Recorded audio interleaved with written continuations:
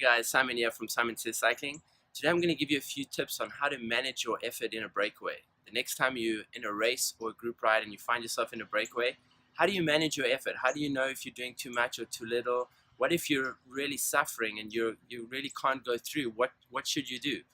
Well, first, if you're one of the stronger riders, you don't want to do a lot more than everybody else, because a lot of riders can take advantage of that. They can sit on, they can do less than you, and by the time you get to the finish line, they will have fresher legs than you. Then they'll end up beating you in the sprint.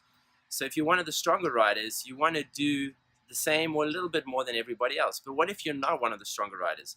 Well, a good way to know and to figure out how much you're pulling is to count the pedal strokes. So when you're in the line and you're sitting in you're second in line, count the ride in front of you. How many pedal strokes did they do on the front? And when you hit the front, try hit a similar number of pedal strokes. That'll give you an idea if you're matching their type of effort. If you're doing twice as many pedal strokes as them, you're doing too much work.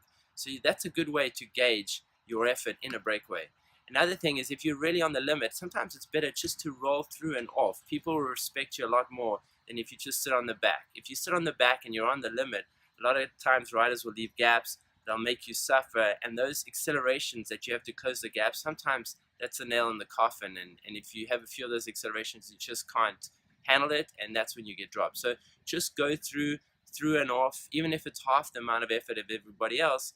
The other riders in the breakaway will respect that. So this is just some of the tips on how to manage the next breakaway, whether it's in a group ride or in a race. Be mindful of those things I just suggested, and just remember, you don't want to keep any gaps. You don't want to pull harder necessarily than anybody else.